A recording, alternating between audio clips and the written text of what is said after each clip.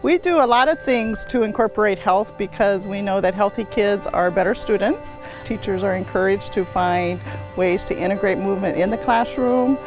We've also been excited this year to have partnership with the Master Gardeners, who are helping us grow awesome fruits and vegetables in our courtyard, which again has been a way to educate kids about sustainability and how to grow their own foods, and learning how delicious vegetables and fruits can really be. What I would hope to see more of in the future is certainly more focus on the fresh fruits and vegetables, both as snacks as well as in our daily lunch menus and those kinds of things, and breakfast. We know that it's just critical, and I think we're also seeing more and more parents asking for that, and we're seeing more and more kids where that is more the norm at home, and so it seems very appropriate that that should continue at school.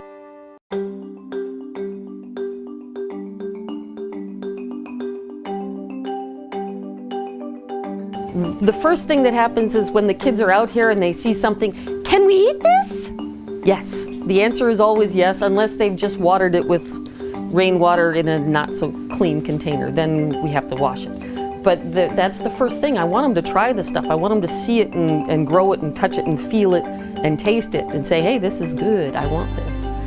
Our curriculum is a project-based curriculum, so this garden project and just our wellness program in general is a really, really exciting way to integrate health and wellness into academic subjects. Our belief is that in order for children to really thrive and do well academically, then their bodies need to be doing well also. We're just getting it into the food programs and getting it into the kids as much as possible. Sometimes we just bag it up because when there's a kid here that says, hey, my mom likes this, we give them a Ziploc bag and they take it home so that their mom can prepare it for dinner. So we're working really hard to make sure that that food gets used for the kids, for the families here in Grand Portage. They bring it home and they share it with their families. And so they're really excited about the product. I think at this point more so than the process, but that's a place to start. They are the future of our school, they're the future of our food sovereignty. The seeds that were growing up at the big garden, they're like old, like really old, like 800 years old. They're like history. It's like you're planning your history. Just like it's your ancestors, I guess. Planning your history. Yeah.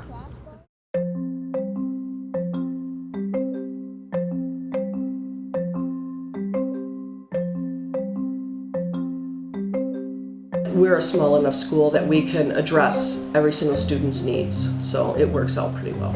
As far as our Tanzan program, that's something that we implemented to try and incorporate something healthy into the program. It's a mixture of yoga, dancing, and exercising. After they do Tanzan and they come back to class, they're able to focus more.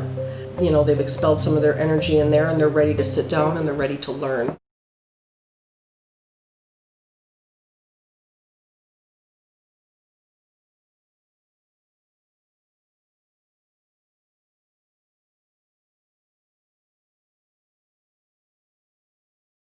The ideas for what we do are really born out of a lot of scientific research and best practices that we've studied. People are getting to do more and more brain research that points to the essential nature of physical movement and body-mind coordination. We are fortunate, I think, in our community to have such a wide variety of people interested in and expert in the kinds of things that we can do.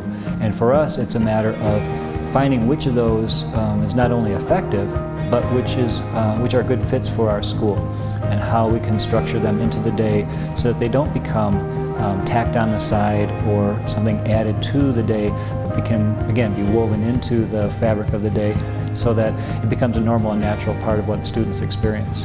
I guess we always think that maybe kids all around the door screaming are going to be active, but some kids aren't naturally that way. They might gravitate to a bench and want to sit, or they may want to bring out a book and read, or have difficulty joining in on activities. So we'd really watch kids And if we see that they're not active, we try to look for ways that we can encourage activity. And that's done in combination with our parents and community partners. So things like eating well, getting adequate nutrition both at school and at home, collaborating between our parent volunteers who prepare lunches and use our garden produce in the lunches.